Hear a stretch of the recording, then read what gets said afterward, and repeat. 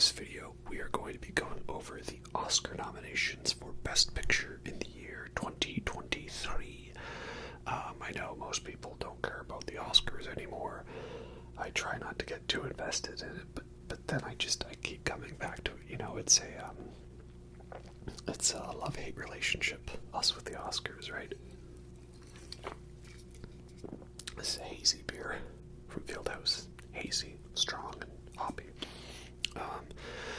But the thing is I try to only focus on it if it's like a good year.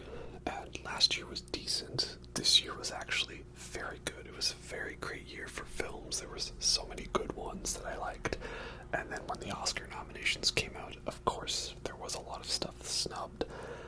But I had already seen like 8 out of the 10 Best Picture nominees at that point. And I think like 5 or 6, maybe even 7 of them were already on like my top 20 list. So if you already watched that one, then a good chunk of this is probably going to be a repeat. But that's okay. I mean, people don't just make like one cranial nerve exam video. They make one, and then they make another one that's slightly different, and then they just keep putting out new ones, you know? So I don't think there's anything wrong that there'll be a lot of repeat in this one. But we're gonna add a little extra stuff because, of course, if you thought we were just going to talk about the Best Picture nominees ranked, well, of course, you got clickbaited.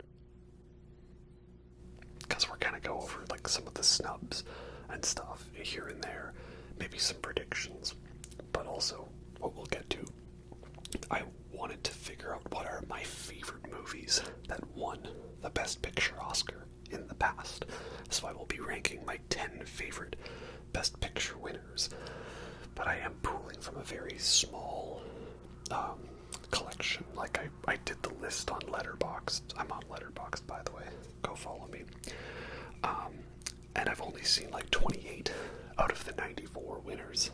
So it's a very small thing that I'm pulling from, but I know a lot of those movies you don't necessarily need to see at this point, right? Yeah, a couple of snubs here and there. Well, one of my favorite movies of the year was The Northman, and I knew that one was going to get snubbed because it's a very weird experimental genre film, and it's like a violent revenge movie, and it came out earlier in the year. So I knew it wasn't going to get recognition, but there was a part of me that it still hurt a little bit, much like The Green Knight from the previous year. I knew that wasn't going to get anything, but I had a little bit of hope. But oh well, that's how it is. It's always that one of my favorite movies that I know won't win anything gets snubbed. The Green Knight last year, Northman this year, and then the other one that I think got hardcore snubbed is it's the one where it looks to me like, oh yeah, that'll get some recognition. That's an Oscar movie, and then it doesn't. And I'm like, what? For 2021, for me, that was The Last Duel. That was a fantastic movie. Very well done. I couldn't believe that got like 0, nothing. Not even Best Actress for Jodie Comer. Jodie Comer. You're great, whatever your name is. And so then this year, the Oscar bait movie that got nothing was Babylon. A lot of people really dissed on this movie. I've seen it twice now, and I loved it. I don't get the hate for it. Like, people were complaining, like, oh, the movie trailers tell you nothing, and it makes no sense. I'm like, the trailer had vibes, and it told me who was in it, and it told me who it was by, and where the story took place, and I was like, yeah, I'm into that. Am I the only one who remembers who Damien Chazelle is and how great Whiplash and La La Land are? And like, what's with that complaining the trailer tells you nothing? Like, wasn't that the whole complaint?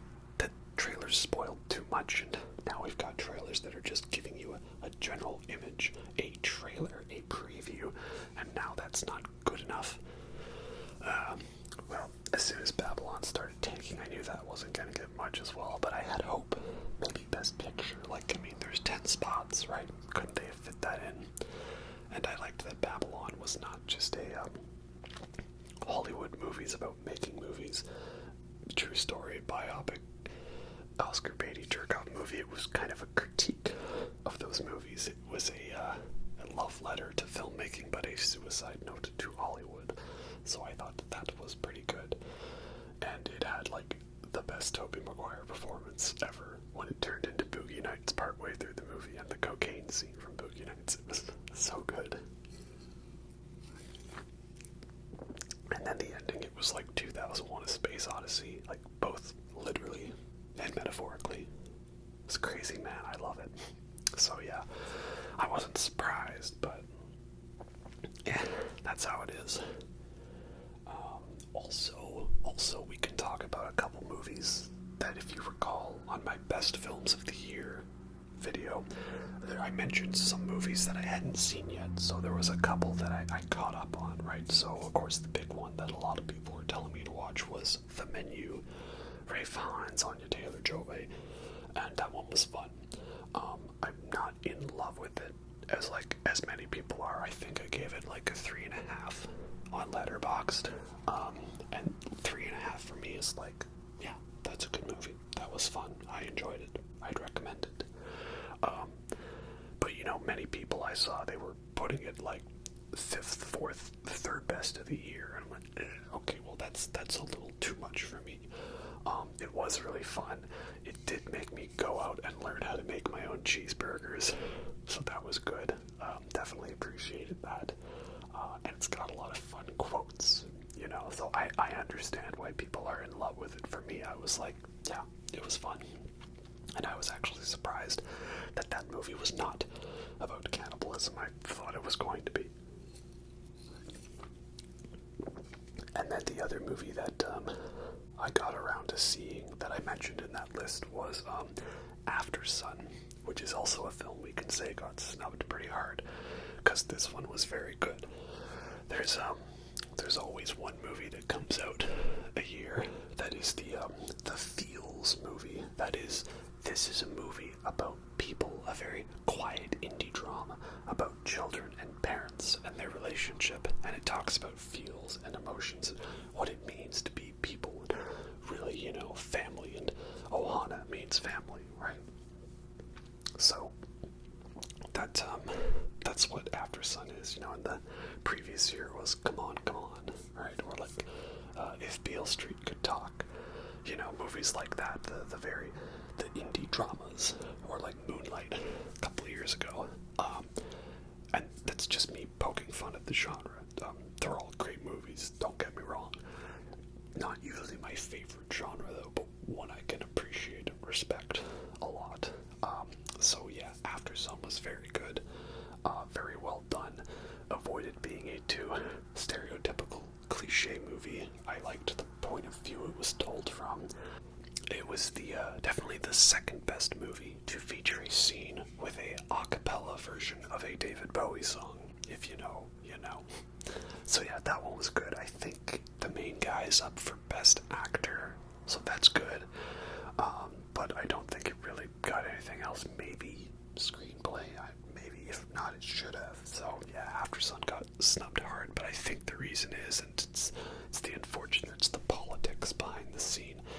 That's an A24 movie, and A24 put all of their funding in terms of campaigning for Oscars into another movie that most people know by now. And of course, we'll talk about that because it's up for Best Picture. If you know, you know. And then Crimes of the Future, I thought that might at least get like makeup or something, you know, for all the grotesque body horror in it, but maybe it was just a little too gross for the Academy, so oh well. And then I also saw Knives Out, Glass Onion, Knives Out Mystery, Glass Onion 2, Knives Out 2, Chives 2, right? Benoit Blanc Mystery. And again, that one was a fun one. Again, I don't think I'm in love with it as many other people. I mean, like, that's the thing with the Knives Out movies, right? They're fun. They're fun little mysteries, and maybe they aren't necessarily crazy clever, but they're fun, right? And is that too much to ask for, right? Like a fun movie that doesn't doesn't leave you feeling gross. You know, like Marvel movies these days, right? Looking at you, Thor, Love and Thunder. You know, there's a difference between a fast food cheeseburger and a really well done cheeseburger. Like the menu. The menu is a very well done cheeseburger, and so is Glass Onion, Knives Out 2, Chives Out, Electric Boogaloo. So that one was very fun. I enjoyed it. And there's a subtle detail I like. This is a very nerd reference for me to point out, but it's when Benoit Blanc is talking about the Glass Onion, and he says, "My God, it's full of stars. 2010, the year we made contact." I appreciate that he got the reference correct, because a little nerd stuff to deviate on one of my rants, that the line, "My God, it's full of stars," is written in the book 2001, but it's not in the film 2001. But then in the movie 2010, they address that was a line that he said, but he didn't actually say it in the movie, because movie 2001 and book 2001 are quite different from each other in a lot of elements. I would recommend reading the book if you like the movie to get a different perspective on the events. But then 2010, the book, is a sequel to the movie 2001 because it was more popular. And then the movie 2010 is based off the book 2010, so it's a sequel to both versions somehow. Very odd. But yes, if he was talking about a movie reference, saying, "My God, it's full of stars," is a 2010 reference, not a 2001 reference, in terms of the movies. So that is good. He did his homework all right. So yeah, that is good.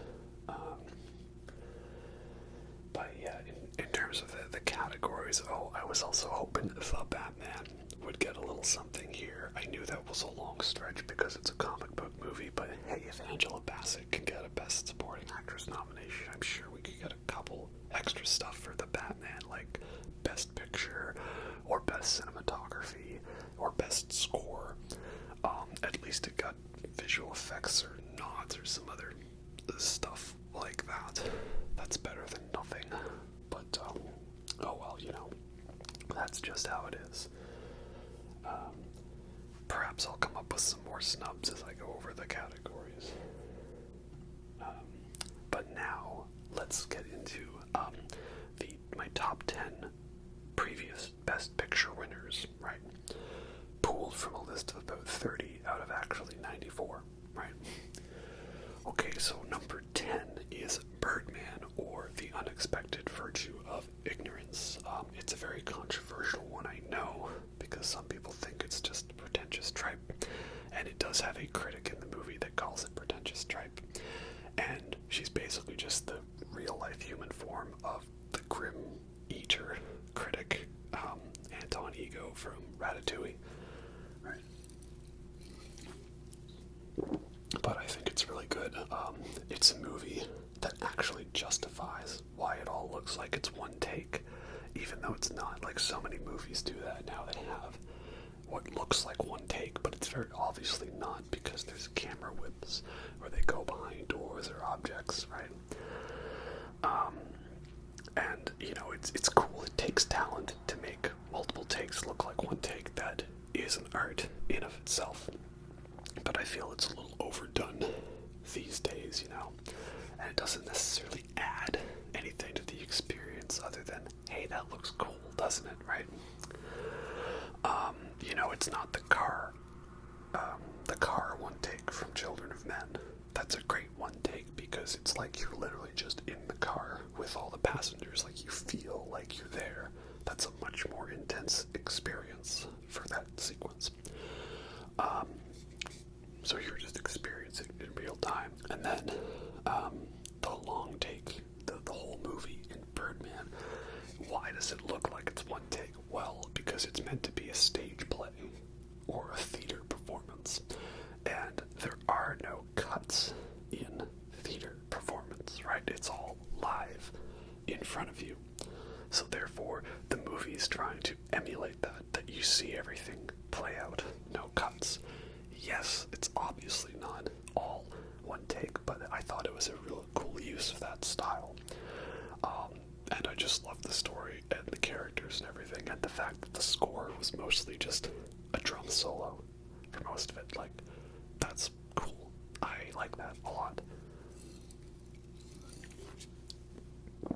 So I get why people weren't into it, but I feel like that was actually like a justified pick for Best Picture. It wasn't my favorite movie of 2014, of course. That goes to a little science fiction film that inspired the name of my channel, Interstellar. But if that had to be the one to win, I was glad that it did. It just sucks that I feel, because that one won, that they didn't want to give it to Alejandro Gonzalez Iñárritu movie the next year, and that's why The Revenant didn't win, which I prefer The Revenant to Birdman. And then, talking about Alejandro Gonzalez Iñárritu movies, Bardo, I was not surprised that one got snubbed, because it did not get good reviews. At least it got a cinematography nomination, but I do feel that one was underrated. And I would hopefully like to see the original cut of it, you know, the 3-hour one, not the 2.5-hour one, because I remember seeing a lot of cool looking shots or scenes in the trailer that are specifically not in the movie, so I'm assuming those were sequences that were cut out of the film after the festival performance went very poorly. Oh well. Number 9 is No Country for Old Men, Coen Brothers movie, one that I didn't really care for much when I first watched it, as I'm sure many people did, because they probably thought it was going to be some kind of like action, violence type movie, and it's more so than that. It's a tastefully artsy, violence on the run action movie. So yeah, I dig this one a lot. Again, it's not my favorite movie of 2007. That's There Will Be Blood. But it's very good. And I mean, you've got Javier Bardem killing it as Anton Chigurh. What's the most you've ever lost in a coin toss? Call it. Coin ain't got no say, mister. It's been traveling here this many years just to get to you. Now call it. He's great. So it's a very good one. I like it more every time I watch it. One of the best abrupt endings that really makes you think, you know. Then I woke up. So it's a very good one. Manages to have like action sequences and like violent moments, but still be poignant and like well written, and you know, just enough withheld from the audience to make you think. So I like this one a lot. I'm glad that was the winner. Then at number 8, we have another one that might be controversial. It's Braveheart. You know, back when they didn't have any good Scottish actors, so they had to get a bunch of Australians to play the Scotsman, as Bruce Dickinson from Iron Maiden would say when they play the song The Klansman. That is Klansman with a C, by the way. Make sure you spell it right. Yeah, it's a 3-hour epic, and it's not historically accurate, and I love it. It's just, again, it's an awesome epic movie, right? If you're gonna go big, you gotta go real big, and a lot of them big epic movies, you know, like I haven't seen all of them, right? Still haven't seen Gone with the Wind, still haven't seen, Lawrence of Arabia. I know I should change that. Still haven't seen The Last Emperor. Still haven't seen The Departed. So keep in mind, if the movie's not on my top 10, it might not be because I didn't like it. I might not have gotten around to it, you know. You can go check what I've seen on my Letterboxd profile, right? But yeah, I love Braveheart. It's a fun movie, and, you know, obviously a movie that's got lots of Scottish like imagery and scenery is going to be one that appeals to me. I love all that stuff, and it like has badass bloody battle scenes, but it comes out and punches you in the feels at the end of the movie, and then there's a second ending that comes back and hits you in the feels again. Like, come on, man, when he throws the sword and the James Horner score kicks in. This is not my favorite score from James Horner, but basically this was all him preparing for his next best score, which is a movie we may talk about later, you know. So yeah, I love this one lots. It's not going to be everyone's cup of tea, but yeah, you know, freedom. Back when it wasn't cringy to see people shouting that, you know. Then at number, what are we at? 7.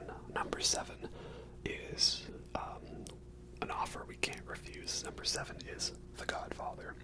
No, it is not number 1 on my list. And I don't give it a full 5 stars. I give it 4.5. Why? Well, it's really good. But I do agree with Peter Griffin. It does insist upon itself. It insists upon itself. What does that mean? I'm not sure. It just feels right. You know? It's like, did they know they were making the greatest movie ever? The one that everyone was going to say was the greatest movie ever. It kind of feels like that, you know? But also they're right, you know? So, yeah, it's a great movie. It's fantastic. I love it. It's just not one I'm going to watch all the time.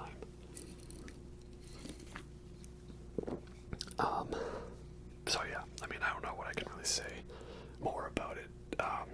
In the eternal debate of which is better, part 1 or part 2, well, you'll see later on the list which side of the argument I stand on it, but it's a very, very close battle. I mean, the first one has Marlon Brando, the second one does not. But also the second one, we're going to see Michael Corleone as the Don that everybody feared, instead of just him being, you know, becoming the Don. So, you know, goes both ways, I guess. Yeah, Godfather's a fantastic movie. Well written, well directed, great story, great characters, takes everything seriously. Shockingly violent for 1972. Of course, it's a masterpiece. I'm not going to have some hot take that The Godfather secretly sucks. Then at number 6 is one that, again, I think I really love, but not everyone is big on. More so for only one scene in the movie, and that's The Deer Hunter, which won Best Picture in 1978. Now, I do have one thing I dislike really about this movie, and it's I feel that because this one won all of the awards in 78, they didn't want to give all the awards in 79 to another Vietnam War movie, and that's why Apocalypse Now got overlooked for Kramer versus Kramer. Alright, sure, it's drama about divorce and custody rights. I guess, yeah, sure, that definitely beats the most epic war, psychedelic drug fever nightmare trip of all time. Yeah, makes total sense. It's probably because they didn't want to give it to another Vietnam War movie right away. But I guess they gave it to The Deer Hunter, and this one's great, and I love it. Not everyone digs that the movie is over 3 hours, and the first hour is just spent hanging out at a wedding, but it is very important for the characters, and honestly, rewatching it, having not seen it in like 11 years, it was actually still really engaging. Like, I don't mind a movie where it just lets us hang out with the characters if they are characters that I want to hang out with and see. And I like all of the characters in The Deer Hunter, so hanging out with them for an hour, learning about them, I thought it was all pretty interesting, and like, it's so well shot. Like, it's weird. I know they shot it in some like random like factory town, and I don't know if it was like Pennsylvania or something, but like all these shots, it just makes me feel like I've been there before, or that I was there in a dream. It's hard to describe. And then you get the second hour of the movie where all of a sudden we're in Vietnam, we're fighting for our lives, and we're forced to play Russian roulette to entertain our captors. Like, yeah, that's the thing most people agree, is that even if you don't care for this 3-hour movie, the Russian roulette scene is like one of the best scenes of all time. And then it just keeps going from there, and it's very slowly paced, and that's not going to be everybody's cup of tea. But then we see, as Christopher Walken's character Nicky has slowly been broken down psychologically, and Robert De Niro's character is going in there trying to help him And then it's just, it feels so wrong to come back home. Like, I don't know, I really love how deliberately 70s the pacing is. 70s movie pacing is so slow and deliberate, and I like that. I don't mind slow cinema if it's interesting and it's not just boring for the sake of boring, which is very ironic because I love 2001: A Space Odyssey, right? So what do I know about pacing? Just as long as it's not whatever the pacing of Don't Look Up and Star Wars: The Rise of Skywalker was, because that was atrocious. So Deer Hunter is really good. I think it's underrated, which is weird to say because it won Best Picture. But, you know, I don't really see that come up at the top of most people's Best Picture movies list. Then at number 5, we have The Shape of Water, the Guillermo del Toro movie, where the one cleaning lady falls in love with the fish monster from Creature from the Black Lagoon. Yes, I know that's such a weird sell, but there's so much more to this movie than there is that, okay? And I love this one a lot. I probably saw it at least 4 times around when it came out, not in theater, like twice in theater and then like 3 on the Blu-ray, because I was just getting so many people to watch it. I'm very surprised this was the one that won. I would have thought something more like Oscar-worthy, like Phantom Thread or maybe Lady Bird would have won. I also kind of was hoping it would have been Dunkirk to win. And my favorite from 2017 was Blade Runner 2049. But yeah, if this was the one to win, then you know what? This is a good choice. I like it a lot.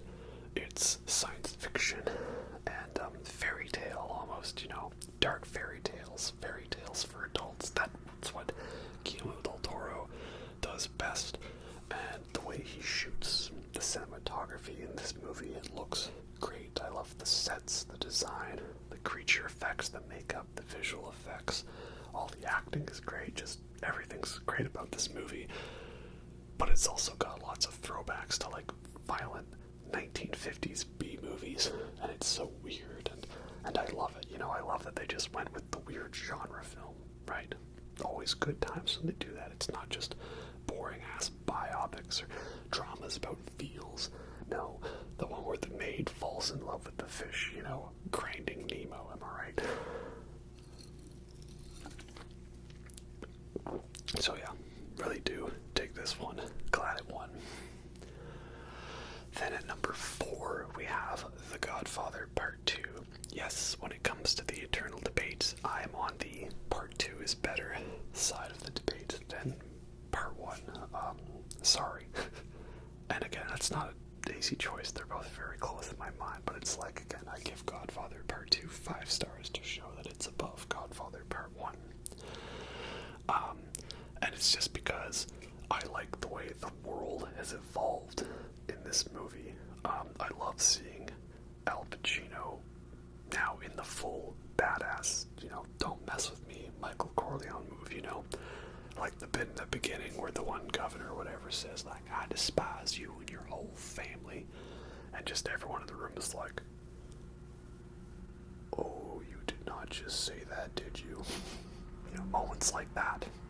I know it was you, Fredo. I know you were the traitor.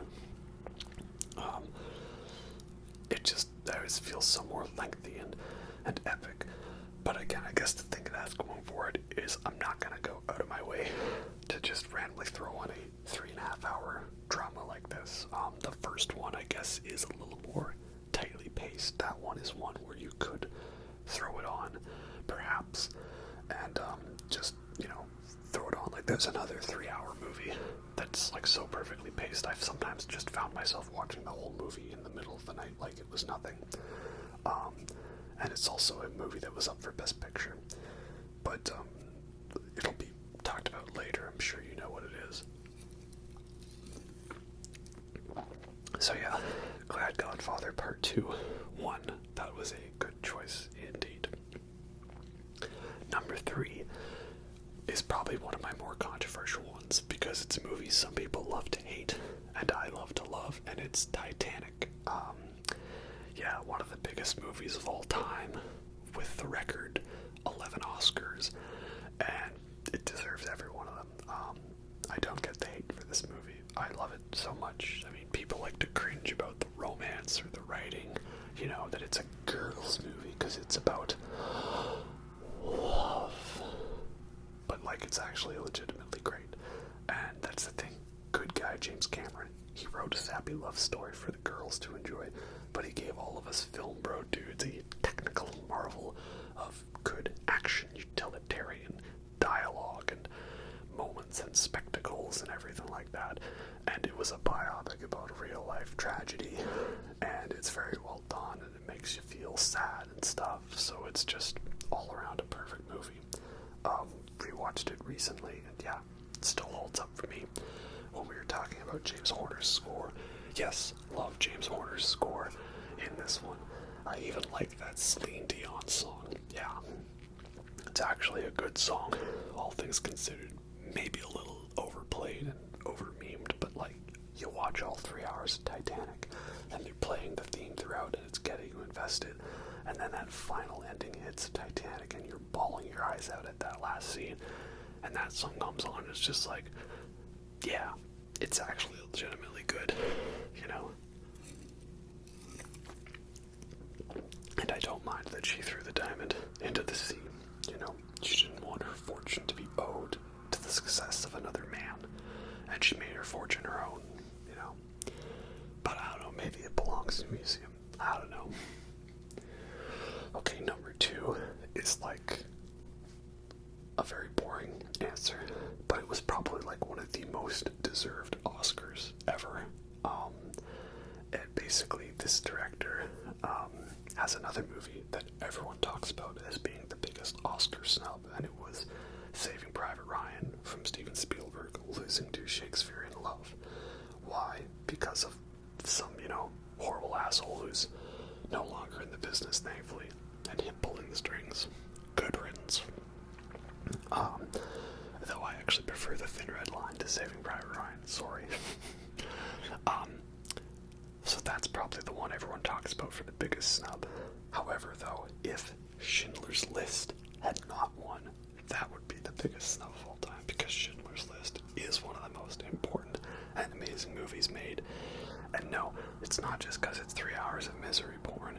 It's legitimately well done and amazing, and I can't believe that it didn't win acting awards. That's one of the biggest snubs. Come on, Liam Neeson, Ray Fiennes, man, they were absolutely killing it. Everyone talks about Ray Fiennes and his best villain role being Voldemort. Oh, please, Amon Goth, okay, that's his best villain role. Yeah, it's not an easy movie to watch. It's one that you're not ever gonna just casually throw on. You know, it kind of falls into that category of films too upsetting to watch a second time. And how do you rank those ones, you know? Like, I love Top Gun. Spoiler alert for later in the list. Top Gun's a movie I can never get tired of watching, and I'll watch it all the time, and I'll continue to do that. Does that mean Top Gun's better than Schindler's List? Well, not really, no. You see what I'm saying? It's hard to do that, right? But yeah, it's amazing. It's a masterpiece. 5 stars. Schindler's List. Well done. Great. And no, it's not about giving the Holocaust a happy ending, okay? It's a very sad ending. It's an ending about hope, right? Because that's what Oskar Schindler was about. He was a figure of hope for people. He saved people. He did that, right? And if you want to just dwell on the real-life tragedy and wallow in the misery of it and not look to anything slightly positive, you know, any kind of, you know, bit of good we can come out of that, right, then, you know, that sucks, right?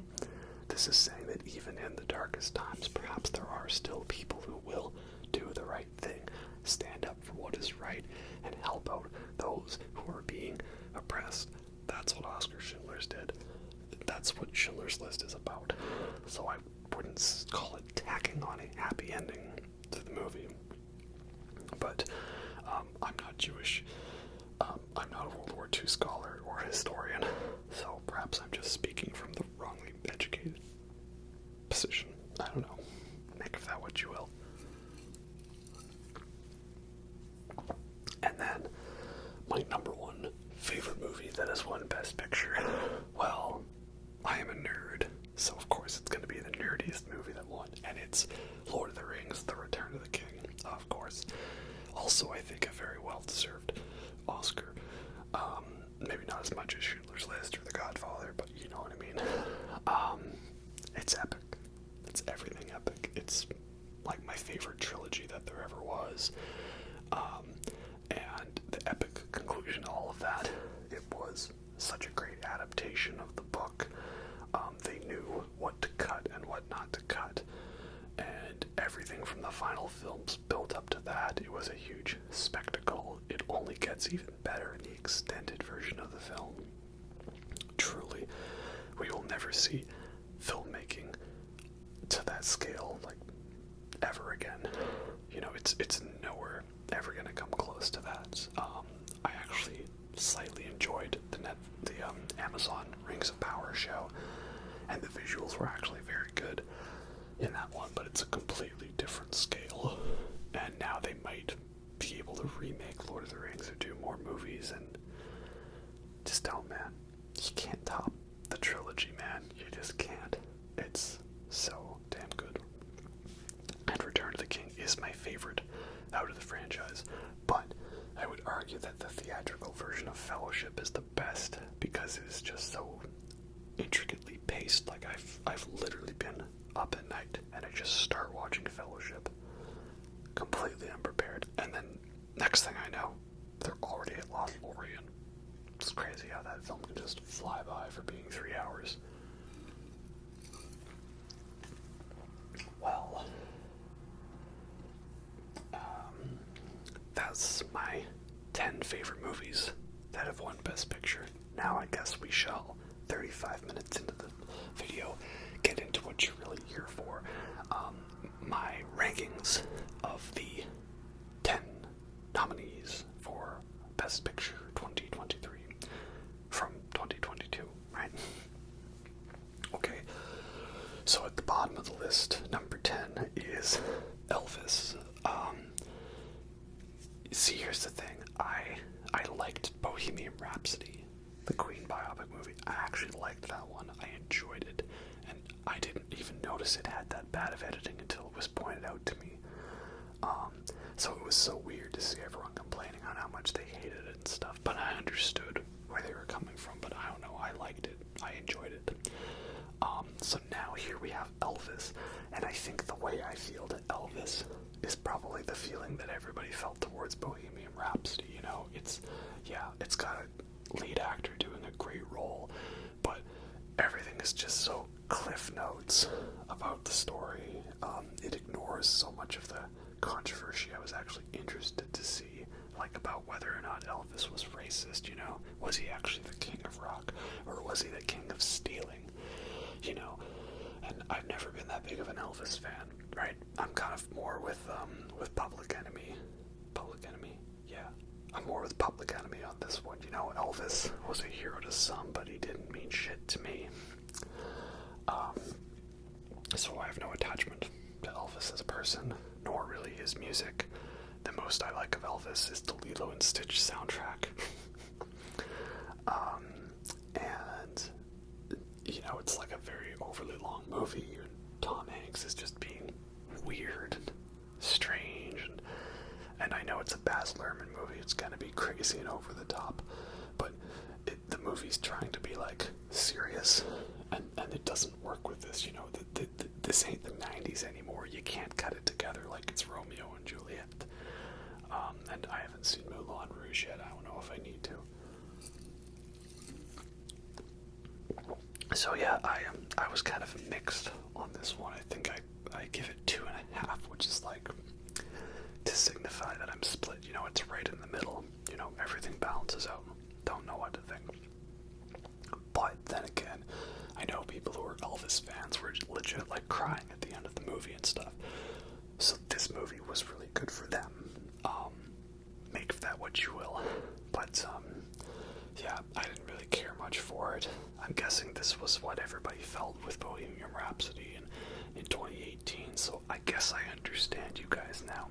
I just had to wait to see Elvis to get it. I don't know, is this one gonna win? Well, does it have a screenplay nomination? That's the big thing. You see, this is what I saw was pointed out to me, is that every movie that wins Best Picture has to be at least nominated for writing. Where is it? Yeah, so Elvis does not have a screenplay nomination, does it? No, it does not. So Elvis is not winning Best Picture because of that.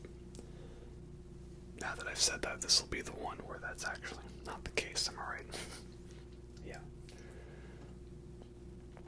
Okay. So number 9. This is tough for me. Okay, number 9 is the Banshees of Inisherin. Not Inisherin, Inisherin.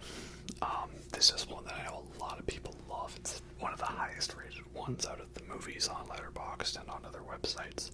And it's a lot of people's favorite one. Now for me, I'm going to need to rewatch this one because I feel like I just wasn't in the zone for it. You know, I wasn't really properly watching it to really get it. I think it's one I'm gonna need a second time to digest. If I do assume that this movie bumps up a couple spots, maybe to like 7th or 6th spot perhaps, because I know this was up there on a lot of people's top lists and it didn't make mine, just barely. So I need to watch it another time because it's a dark comedy, but it's also like dark comedy and a lot of drama, and it's very well shot and the acting's great.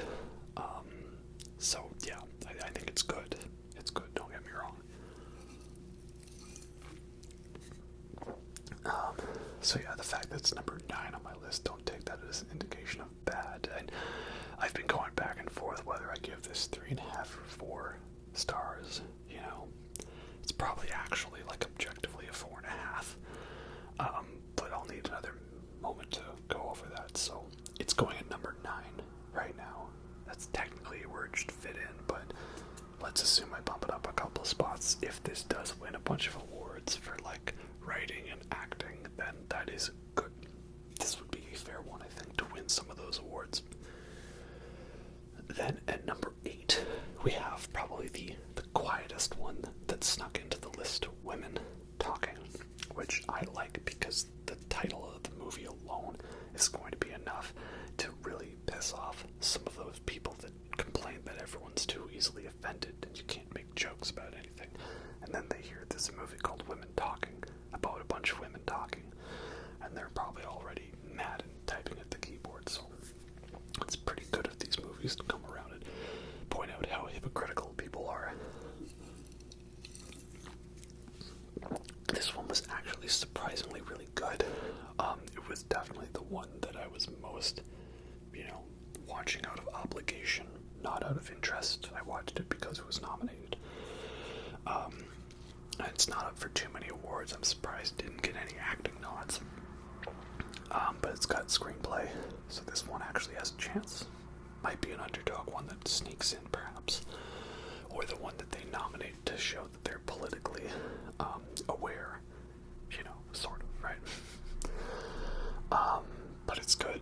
It's not an easy sell of a movie, though, because it is, hour and a half of women talking in a barn with a very, very heavily muted color scheme to like almost near black and white. And at first, that color was kind of throwing me off. But then I realized, like, oh, okay, I get it.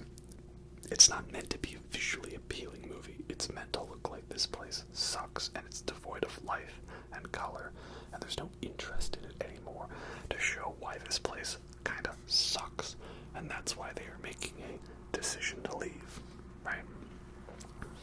Haven't seen Decision to Leave yet.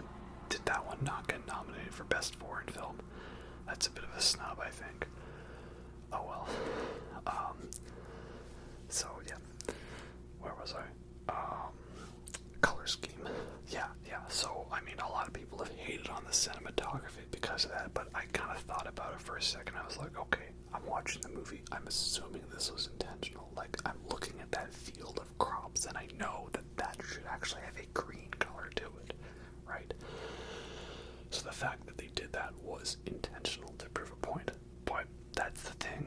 It's not an easy sell, this movie. It's, hey, do you want to watch 90 minutes of a bunch of women talking in a very heavily muted color scheme about lots of very dark and scarily relevant topics, you know? Apart from a couple of throwaway lines, the movie doesn't directly tell you what year it's set in, and that's because it really doesn't matter. This is something that could happen in the 1500s or now. That's the point. The fact that it is closer to happening now, because it takes place in 2010 rather than like 1700s or something like that, is a very unfortunate thing, but that's the point that the story is trying to make. I also like, though, how when it comes to, you know, gender and sex relations, the movie is not just simply like, guys, you know what? Don't men just suck? Aren't men, like, literally the worst? Like, aren't all men bad? Like, it does not fall into that trap. It's very properly nuanced. Obviously, the joke people compare is, instead of 12 angry men, it's 12 angry women. And, yeah, that's pretty much what it is. And 12 Angry Men is a classic movie that everybody loves. So this should also be a classic movie that didn't really get much attention, though, and probably because they didn't release it in many theaters, and it got a small release in, you know, Oscar season, and then it hasn't come onto streaming until about a week ago, right? But yeah, I was actually surprised that I enjoyed this one. It might have made my top 20, but that's tough, though, because at the bottom of my top 20 I had all of my violent horror movies, and then I've got my Oscar drama movies, and, you know, which ones of those are actually better? Which one am I gonna go back to, right? Give this one a chance, but remember, you have to be really in the zone for it. And remember, this is, I think, the top review on Letterboxd, right, that I'm quoting here, but women talking means men listening, right? The movie is women talking, so you as the audience should be listening and understanding, and you have to listen to all of it. Don't watch a trailer and just go write some essay, because that's how film critiques work these days. People don't review movies, they write lengthy articles that they reshare on Twitter, to someone's MySpace, to someone's TikTok, to someone's Bumble account, several months before the movie's actually been watched by anyone, right? So, yeah, Women Talking is a good movie. Then at number 7, I have ranked Triangle of Sadness. This is one that may be an upset because it does have the screenplay and director nominations, so it could be. And I think it won the Palme d'Or, so that's a good sign. We will see. This is another really good movie, but it's funny. I think I like it for a lot of the stuff that people don't like it. Like, a lot of people talk about how the third act of this movie does a total nosedive, and for me, the third act was actually where it got the most interesting. So, slight spoilers coming up here, but again, all of these movies have been out for a while now, and I'm sure anyone watching this has probably seen all of these movies, so, you know, I'm recommending basically all of them except Elvis. Triangle of Sadness, it's got 3 acts. First act is setting up this couple and how they're kind of arguing a lot about money, right? Money this, money that. They're clearly not in the best situation because the girl's a famous influencer and the guy's not doing so well in the model industry. And that first act, it's the setup, really. You know, not too much happens, but okay, we're setting things up to get to the cruise ship bit. That's fine. Then we got the second act, the cruise ship part. This part is, again, it's like a dark comedy and a bit of a class satire, and there's some generally great moments in here. like the bit where the famous old Russian lady or whatever is being talking about everyone's equal as she sits in a pool sipping on champagne while some person, gives her what she wants. But then, can we shout out the one girl and how she's got the best customer service panic voice, I'm not sure I can join you in the pool. No. Yes, no. If anyone's worked in the service industry before, you understand her panic, and she did a great job of that, so good job. But then there's the dinner bit, and then, the movie gets gross. Like, real gross. I thought Babylon was a gross, disgusting movie, and this one actually kind of puts it to shame with how much fluids there are flying around on screen. Are they just doing that because they're juvenile? That's kind of the vibe I got, especially when, the poster for Triangle of Sadness was the one person projectiling, pulling a Hantayumi in the Murder of the Universe. This is probably Hantayumi's favorite movie, for all you King Gizzard fans. And that's my favorite King Gizzard song, so I'm okay with it. I'm fine. Doesn't bother me. But still, maybe it's a little over the top, right? But again, is it also meant to be a metaphor of the whole class system? Well, probably yeah, so that's good. But then the third act happens, where the boat gets attacked by some pirates. I think they're in the Caribbean. Some pirates of the Caribbean attack them, and the ship gets destroyed, so a couple of survivors wash up on the shore of a deserted island, and now it's like the last hour of the movie is them trying to survive, and the Mexican toilet lady becomes like the alpha female in the matriarchal society of the group, right? Where's the yacht? What yacht? Who am I? I'm the captain, right? Look at me. I'm the captain now. Right? Captain Abigail. And that's where the movie got the most interesting for me, because I liked the dialogue, and I liked all of the characters, and nothing much was happening. We were just hanging out with them on the island and seeing what happens. And there's some funny role reversals where now the guy has to be the one to sleep with the woman to get favors, and he doesn't know what to do because it's out of place for him. And there's hilarious bits where they're trying to carefully open a pack of pretzel sticks to poke out a single one. Yeah, I don't know, it's hard to describe, but I was just in some kind of zone, and I loved the way it was shot and the dialogue and everything. I was just I was intentionally forcing myself to not look at how much time was left in the movie, because I literally did not want this third act to end. It could have kept going. In fact, I was actually kind of shocked when it did end. I almost it sort of awoken me from a slumber. Maybe I was a little high as well. That could have helped. But my point still stands. One issue I do have with, though, is the very, very ending. It's a little odd, so again, spoilers, but I know the whole implication is that Abigail was going to kill, what's her name? It's Charlie, is it? Main influencer girl, right? I know she was going to kill her. That's the implication, right? She's decided she doesn't want to go back to regular society where she's not the one in charge. I like that, because the message of the movie is not just, hey guys, don't rich people suck.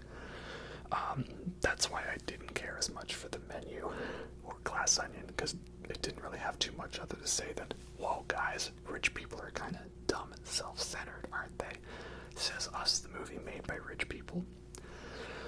I don't know, not the best message, but Triangle of Sadness was about, hey, it's not about rich people that suck, it's about power over people that sucks. Abigail is not rich, but she becomes the powerful one in her role in the society they have, and she doesn't want to give it up, right? Because of that old saying, power corrupts, and absolute power corrupts absolutely. So I like that this movie made a point of showing that it's not just rich people suck, much in the same way that Babylon was not just, hey guys, isn't making movies for Hollywood the best? Don't we just love Hollywood? You know, you'd know that if you actually watch the movie.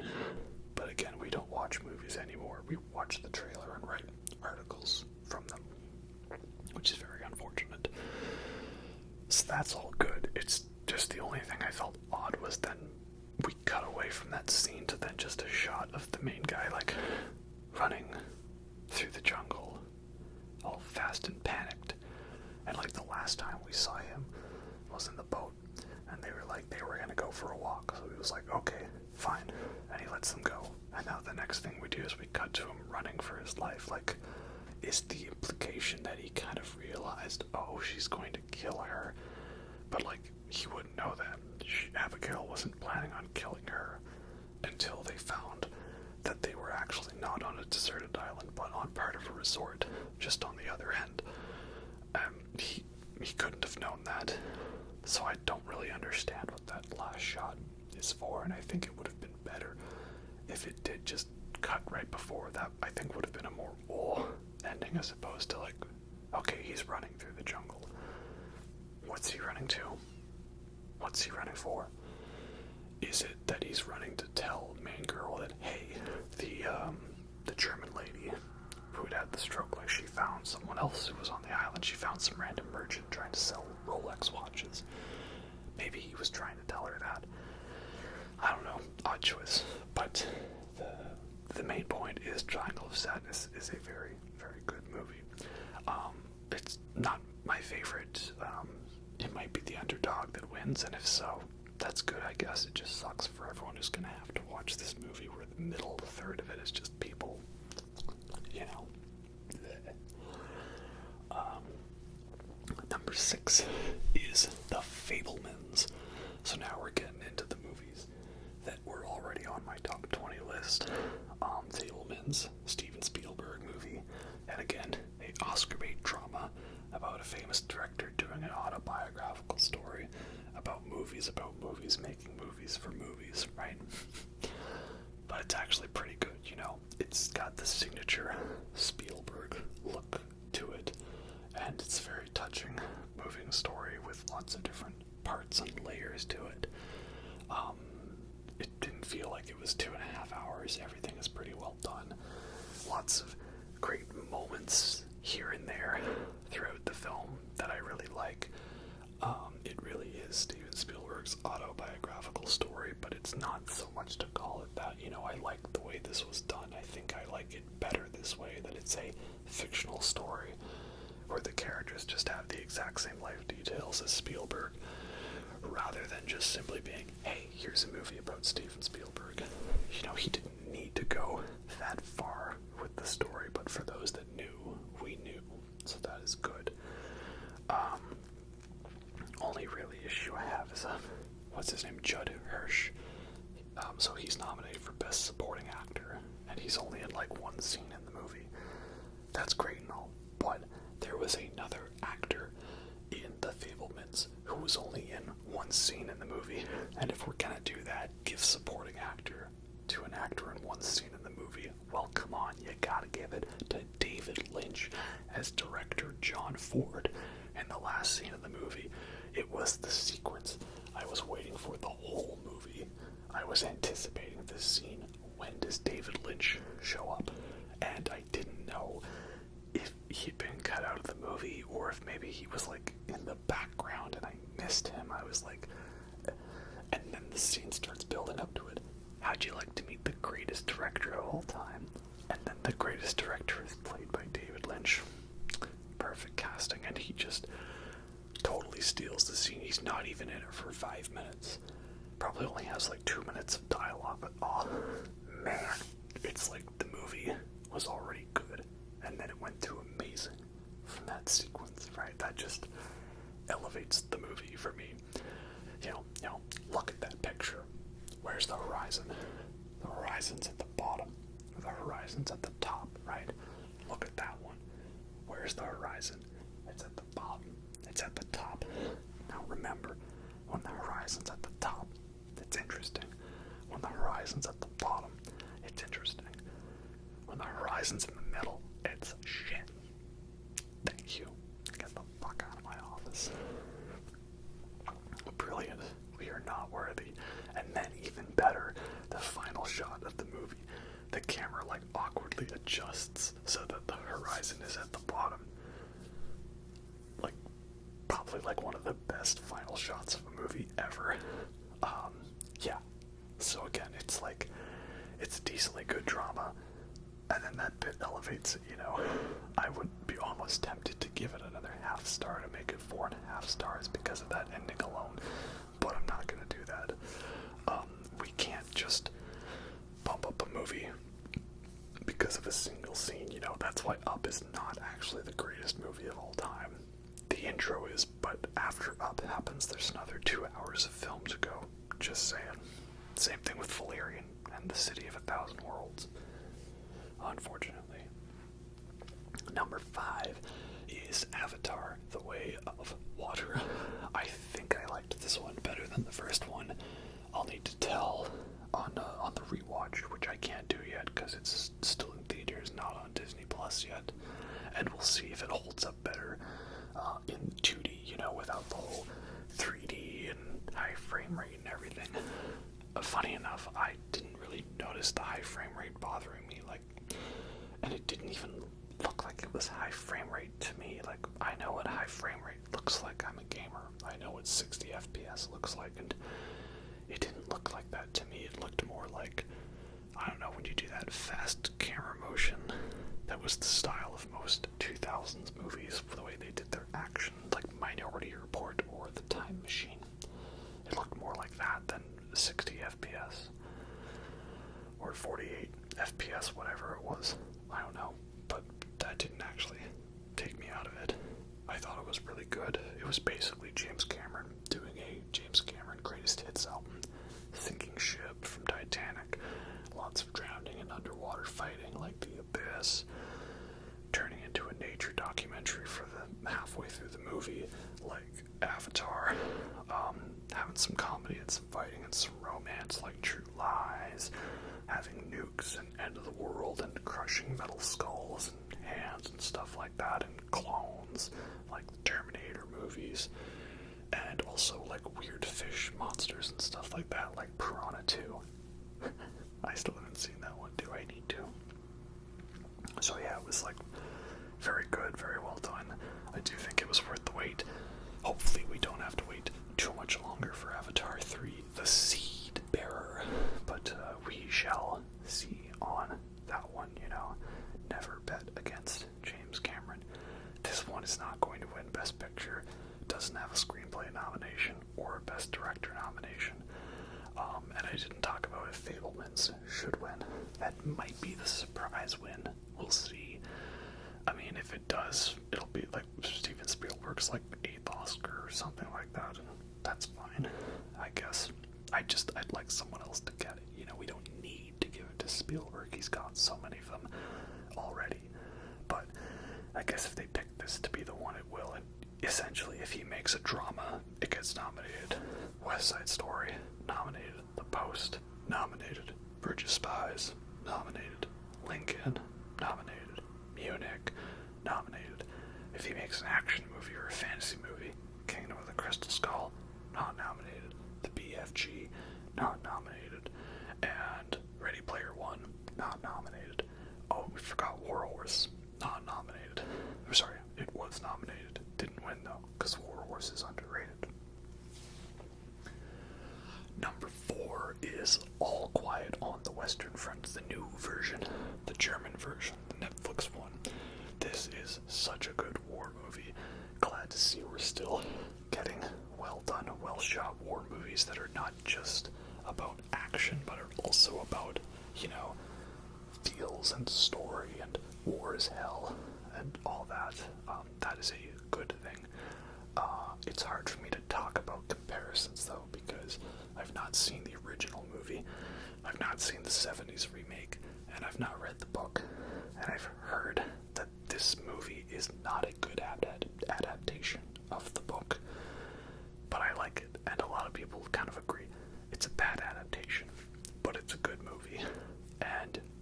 Is it going to win? I don't know. I mean, that'd be really cool if it did. You know, nice callback to the 30s one, winning Best Picture. But I don't know. If anything, I'm just glad that this one got nominated for a lot of awards. I assumed that this would be the last duel of 2022, where it was a very good movie that I loved and I'll continue to love, but it'll get overlooked. It actually got a lot of nominations, so that is good. I think that is an honor. But yeah, I loved it. It's amazingly well shot. Love a good war movie. Very good, very good. The top three is difficult for me because I have my favorite, and then there's the best one, and then there's the one that's gonna win, you know. So I'm going by personal preference, right? But the third one, number 3 for me, is Tar, Cate Blanchett, the movie, directed by Nick Nightingale, Todd Field, who apparently made 2 other really good movies that I have not seen that I should probably go check out. Yeah, this one, like, if I had to pick a movie that I think I would want most to win stuff, it would be Tar, because I think this is the best made film out of all of the nominees. And, you know, if Stanley Kubrick couldn't get Best Director or Best Picture, at least Nick Nightingale can get it. You know, Todd Field was clearly taking notes while he was on set. And I love the story to it, and the way it just really pulls you into the world. And it's not a thriller, but it is a drama, but it's kind of a thriller. And it's a revenge movie, but not. There's a lot going on in this movie that I really love. And out of all the nominations, you know, not every one of them, these are movies I want to rewatch, right? Or ones that I need to rewatch. The next couple above the other 2, you know what they are. I've rewatched those multiple times already. This is the one I'm most eager to rewatch, because it's just so amazingly well done and a great character study. And what I also like, this is the thing, is people talk about how this movie's about cancel culture and about how cancel culture has gone too far, and this is what happens when people get canceled. And I'm like, well, that's part of it, but not really all of it. Again, you're kind of just writing your articles on the movie before you've seen it. Okay, the point of the movie is that if Tar is going to get canceled, that is a good thing because she's not a good person. We're seeing this from her perspective as the protagonist, but that doesn't mean she's good. It's very clear that she has groomed and used students for her own personal gain, and we see her throughout the movie trying to go through the process of that again, purely because that she saw some hot chick, right?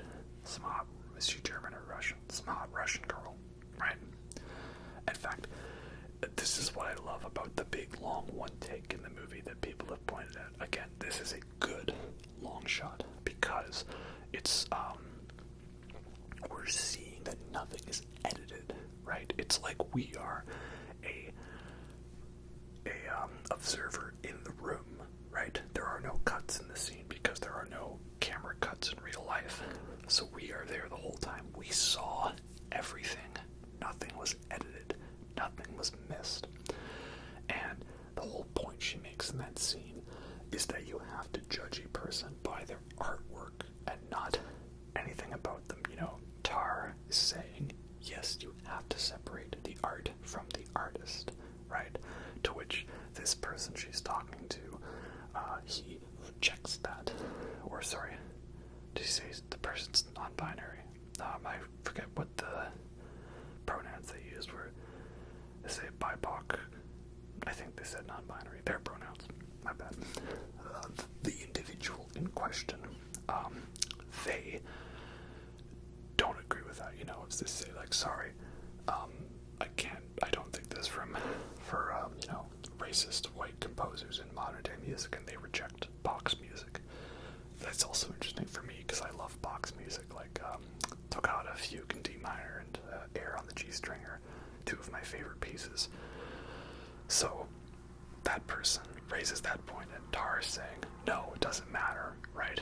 When you're being judged on your performance, they're not going to look at like what you look like or what that. They're going to judge you on your work. Or do you want them to judge you on that, right? An interesting point, a debate to bring up. It's a debate that we still don't really have a good answer for, right? I'm not even sure where I lie in that element of debate. I know for a fact a lot of my favorite filmmakers are not good people, but then there's also lots of good films that were made by bad people. The Pianist and Rosemary's Baby comes to mind, or Midnight in Paris and Annie Hall, right? What do we do about those films? They're good movies, but they were made by bad people, or people have done some very questionable things. What now, right? But here's the thing, is that later in the movie, Tar proves that she's a hypocrite, right? She does not judge a person based on their performance. She judges them based on the fact that it's a hot girl she wants to get with, right? And she gives her favors, not based on her playing, which is still good, but purely based on the fact that she's a good-looking girl. Tar is a hypocrite. We should not be on her side, and the movie takes very painstaking efforts to point this out. So I don't get why people are thinking that this is a movie about how cancel culture is out of control. Also, cancel culture only affects small people. It does not affect big people, right?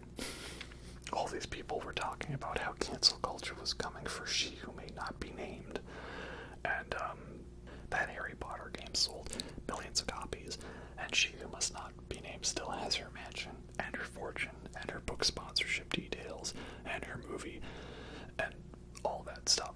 So, if anything, cancel culture hasn't gone far enough. But if you're some random small person with no backing and no history, and you tweet something wrong, and the Twitter mob comes after for you, then you will get cancel cultured. You see what I mean? It's not about the culture, it's about whether or not you're already famous. But maybe, I don't know. Am I really in the right to talk about that? But then the other point about the one take is later in the film, we see a heavily edited video from the big one take. And this is important because our brains remember, oh, that was the big long one shot. And we know that this video is falsified because we saw the scene without any edits. And the video is edited, right? So again, it presents us both sides. Like, well, yeah, maybe the person is being canceled for a fake video that was edited and it's not the truth of what happened. But is she also, a good person? No. Does she deserve to be canceled? Oh, yes, she does.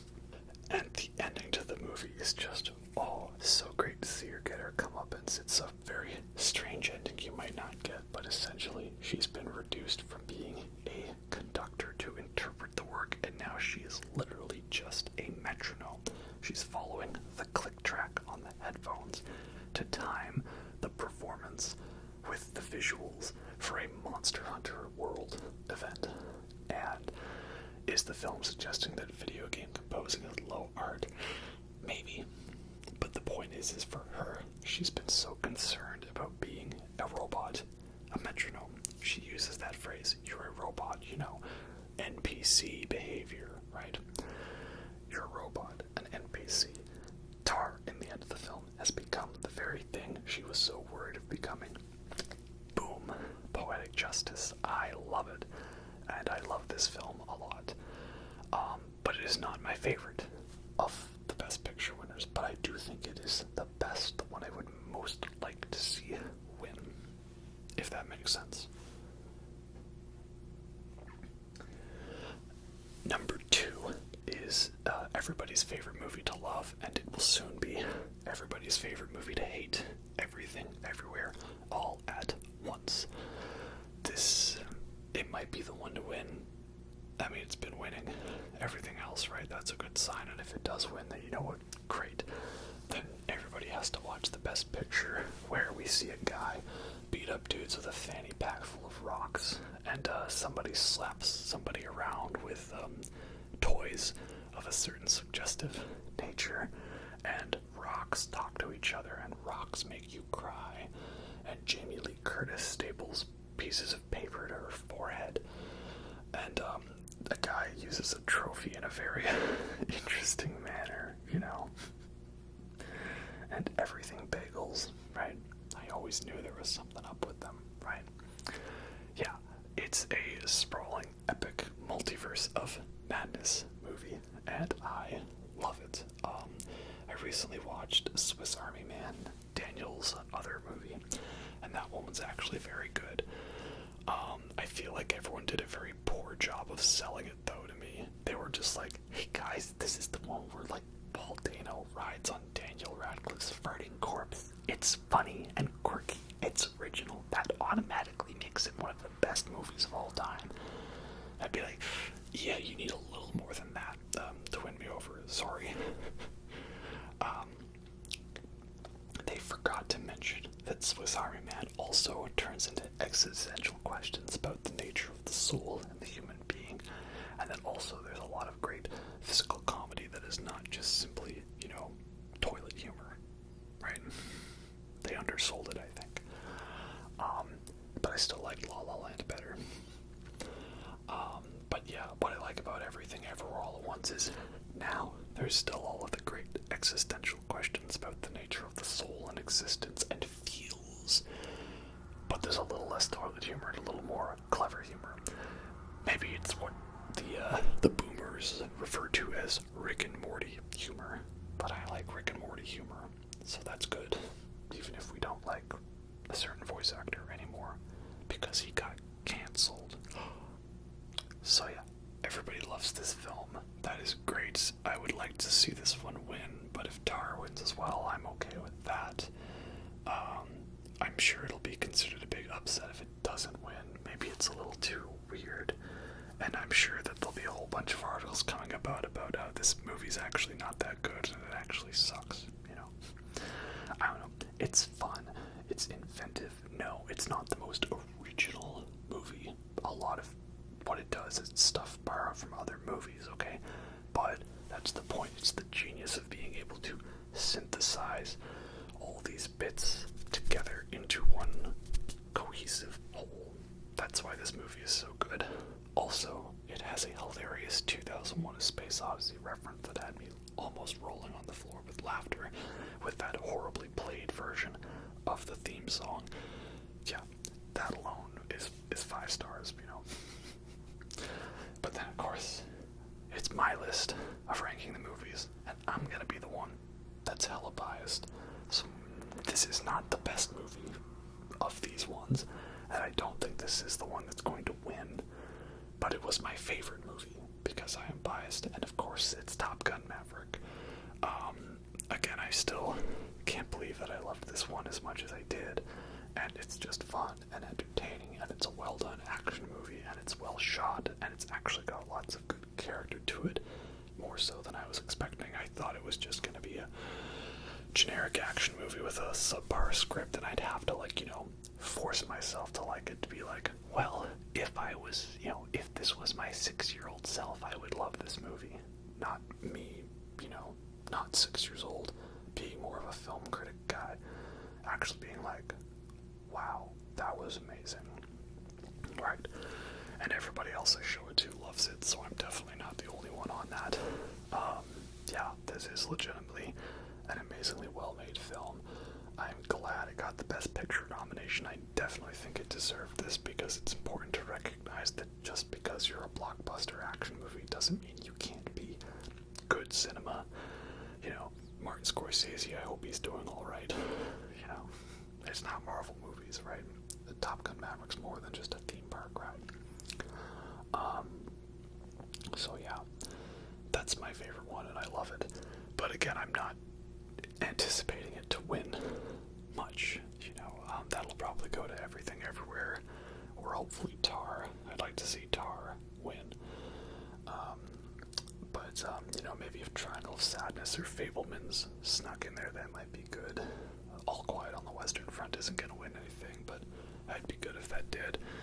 Maybe Women Talking as the surprise one to just throw in an upset to get people talking, you know. Like, I guess I can follow up my Oscars video from last year.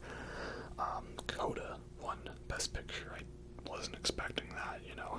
It's nothing you haven't seen already, but it's a very good version of what you haven't seen already.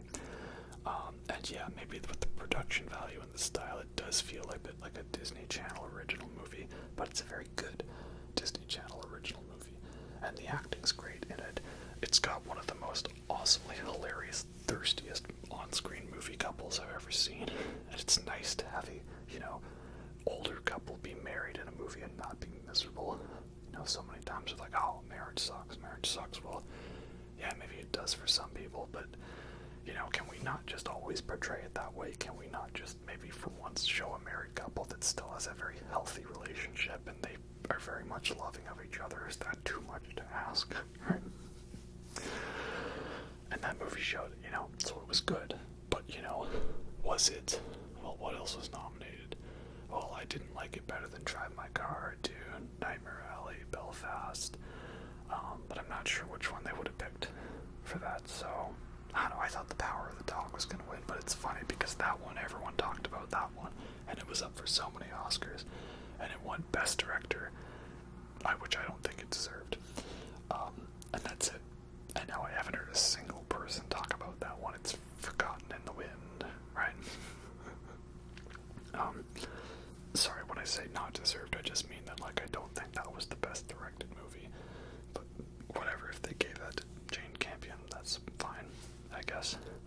I guess she was just lucky that the comments she made about Venus and Serena Williams like 2 days before hadn't affected the voting, because it was done at that point, if you know what I mean. Anyway, there we have it. That is my ranking of the Best Picture nominees, plus a whole bunch of other rants that I might forget what I said, and that if people reply in comments to specific things, I'm gonna have a hard time remembering what I said, you know. Oh well, that's how it is. That's my ranking. Let me hear what your ranking is. I'm actually gonna watch the Oscars this year, because there's a lot of good stuff I'm hoping to see, and yeah, it'll be a fun time, I think. Here's hoping I didn't accidentally predict something, because I remember last time I joked about how Will Smith can really hit you in the feels, you know, and oh, he certainly hit something last year, if you know what I mean. So we'll see if somehow one of the phrases I said is going to be scarily prophetic to what happens. Yeah. Anyway, hope you all enjoy that. Hopefully you have a couple movie recommendations and stuff like that. And yeah, Dead Space videos up now, so go check that out. Might be taking a break from posting for a bit if I can't think of anything good to film. We'll see. But no matter what, hope you all enjoyed that, and I'll catch you next time. Have a good night.